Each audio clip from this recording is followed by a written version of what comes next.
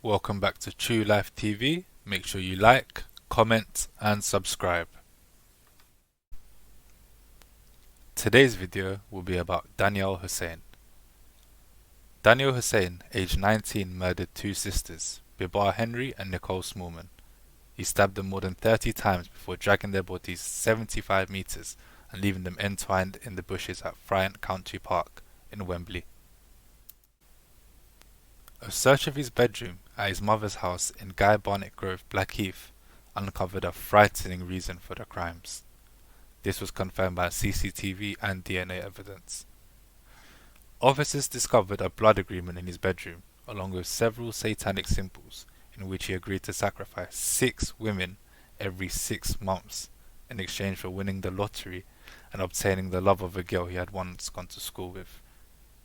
It was a reason the Metropolitan Police said they had never ever seen before in any murder case.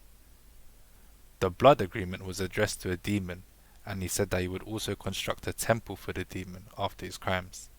He stupidly believed that he would win the Mega Millions super jackpot and earn fruitful benefits while never being suspected of committing a crime. Aside from the agreement, authorities discovered evidence of Hussein using love rituals and potions to make himself more attractive to women. This guy was a real weirdo. But what motivated this adolescent from being a middle-of-the-road student to willingly join a satanic cult and wish to murder innocent women, whilst having no prior convictions, or not being known to the police at all? Danyaal shared his time between his mother's home in South East London and his father's home in Wembley. He attended Kidbrooke's Thomas Tallis School, but was described by peers as being weird and awkward with girls. He had been diagnosed with a slight type of autism, although it seems unlikely that this played a role in his subsequent savagery. He did, however, come into a few troubles at school. In October 2017, he was referred to the PREVENT program, an anti-terrorist initiative, after his school recognized him as being in danger of radicalization for accessing far-right propaganda in school computers. In May 2018, he was released with no remaining concerns regarding extremism or terrorism. However, this was far from the case. Hussein had become radicalized as a direct result of the dark web, and only parts of his search history were actually uncovered. Detectives believe he was exposed to the warped realities of a group known as Incel, which has now turned into a homicidal movement. The Incel movement has benefited from the same social mobilization and online communication technologies that have driven the Islamic State and violent far-right extremists to increase popularity and attention, said Jacob Ware, a terrorism researcher who examines its supporters. Hussein was seen in the days leading up to the attack on the 3rd of June at an Asda supermarket in Colindale, North London. He was seen on camera purchasing a set of knives and then struggling to put them in his rucksack. He also gathered a full-face balaclava and shovels that he had ordered from Amazon. He then proceeded to open an online betting account the next day.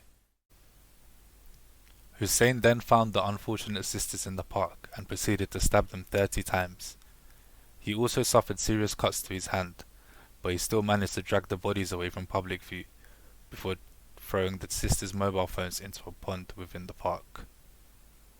After stalking and stabbing the two sisters to death, Hussein purchased 3 lottery tickets that were found inside the agreement. None were winning tickets. Nicole's boyfriend, Adam Stone, reported the sisters missing when he and Nicole's friends had not heard from them from the day after the party. Around 9 PM that evening he called police. Then the next day around 12:30 PM, Adam and his parents went out to the park to look for the sisters. He was accompanied by Nina Esmet, a friend who discovered a pair of spectacles near Bibaa's picnic site. It was suggested that she take them to the local police station. Adam's father then discovered a knife. Adam then went on to discover the bodies of the two sisters. Officers came to the site to aid the family, but sadly the women had already passed away when they had arrived. Danyaal Hussein was sentenced for a minimum term of 35 years in July 6, 2021. During the court proceedings, Danyaal was mocking the families of the victims and making loser signs to a paramedic giving evidence. This guy was truly a vile creature. In a Met police statement since, DCI Harding said the investigation will stay with detectives for many years to come. And to be honest, I cannot blame them. Now, my thoughts on the story are probably like all of yours. I was shocked, horrified, and just amazed by how vile and cruel a person can actually be. But there's a few points that I've seen in the case that were of my interest. I've seen that he was sent to a prevent program. I feel like these prevent programs need to be looked at, and I feel like they need a major refunding because it doesn't look like they're doing their job. How can a kid go from there and then come out and even want to do worse stuff? That doesn't make any sense. I feel like the people in charge of that should definitely be looking at remodeling what they're actually doing.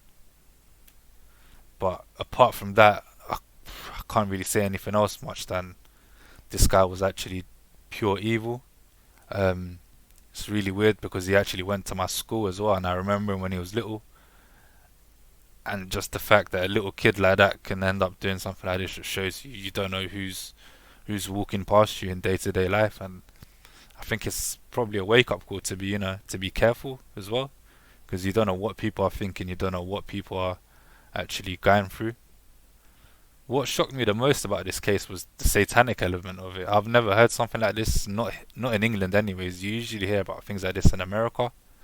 The fact that he had a contract that he signed with his blood and stuff like that, I can't even begin to explain how weird that is. And I just hope that, I think a 35-year sentence isn't enough for him either. I feel like he should have got a whole life order.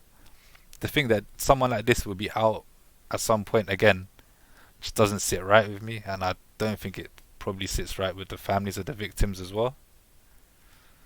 But yeah, I'd just like to offer my condolences to Bibaa Henry and Nicole Smallman's family, and I'd like to say RIP, and I hope nothing like this ever happens.